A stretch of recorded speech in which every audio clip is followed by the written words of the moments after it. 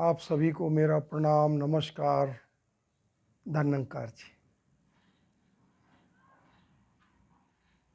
कहते हैं कि ब्रह्म ज्ञान देने की इजाज़त समय का सतगुरु सबको नहीं देता।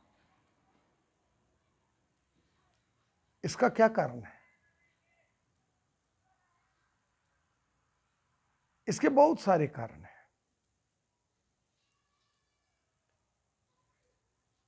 समय का सतगुरु ब्रह्म ज्ञान देने की इजाज़त सबको नहीं देता।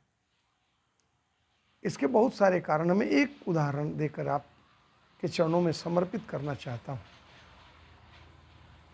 कि शेरनी के दूध में एक गुण है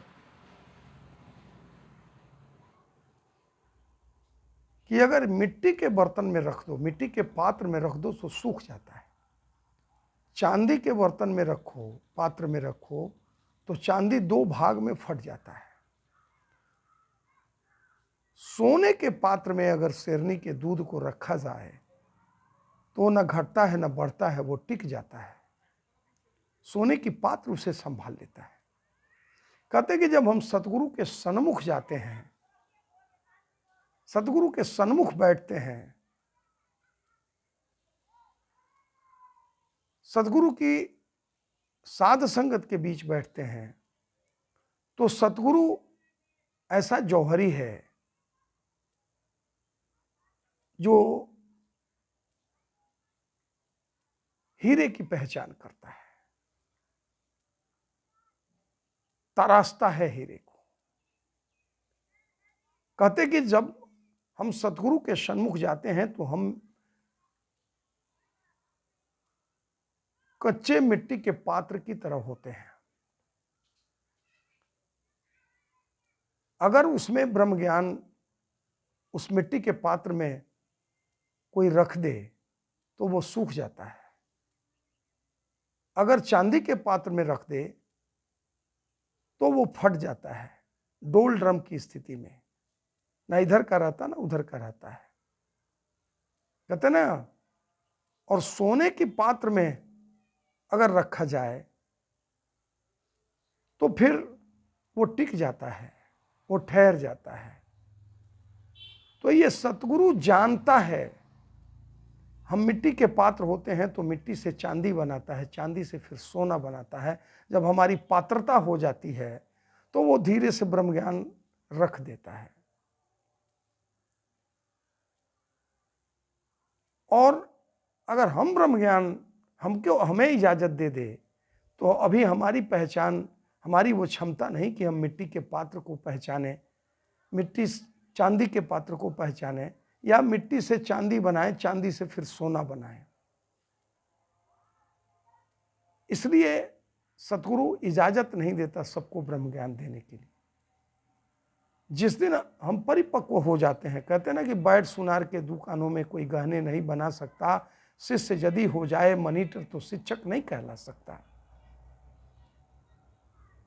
वो पात्रता जब हम में आ जाती है, सतगुरु जब देख लेता है, परख लेता है, ठोक ठाक के ठीक करता है, तब हमें ब्रह्म ज्ञान देने की इजाजत देता है।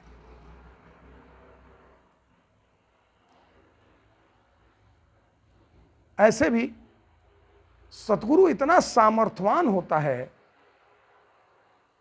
इतना सामर्थ्यवान होता है कि जब ये जीवात्मा सहजपति परमात्मा के सन्मुख बैठती है, अपने सतगुरु के सन्मुख परमात्मा और परमात्मा के आत्मा अपने परमात्मा के सन्मुख बैठती है, तो सतगुरु इतना सामर्थ्यवान होता है कि जीव के जन्मों जन्मों के जो पाप होते हैं वो अपने ऊपर ले लेता है और उस जीव को परमात्मा का बोध कराकर, ब्रह्म का बोध करा करके उसे निष्पाप कर देता है। यह सामर्थ्य हमारे पास नहीं होती है। हम किसी के अपने पाप का बोझ तो ढो ही नहीं पाते, हम दूसरे के जन्मों जन्मों का पाप अपने सर पर लेकर कैसे उसे निष्पाप कर सकते हैं। इसलिए सतगुरु सबको ब्रह्म ज्ञान देने की इजाजत नहीं देता है। यह सामर्थ्य उसके पास होती है। जिस दिन हमारी पात्रता, हमारा पात्र वैसा हो जाता है, जब वो समझ लेता है कि यह ब्रह्म ज्ञान दे सकता है, ये मिट्टी से चांदी का पात्र और चांदी से सोने का पात्र बना सकता है, इसकी पात्रता हो गई है कि उस पात्र में संभाल, जैसे सोने के पात्र में शेरनी का दूध संभल जाता है, वैसे जब हम मिट्टी से चांदी और चांदी से सोने की पात्र की तरह हो जाते हैं, जब अंदर और बाहर से एक हो जाते हैं, जब हमारी पात्रता पवित्र हो जाती है, तो सतगुरु हमें ब्रह्म ज्ञान देने की इजाज़त भी देता है। कैसा लगा ये प्रेरक प्रसंग? अगर आपको अच्छा लगा हो तो लाइक, मिशन मार्ग को लाइक करें, कमेंट करें और सब्सक्राइब करना नहीं भूलें। फिर अगले एपिसोड में आपके इसी रूप में हम दर्शन करेंगे। आप सभी को मेरा प्रणाम, नमस्कार, धन्यवाद जी।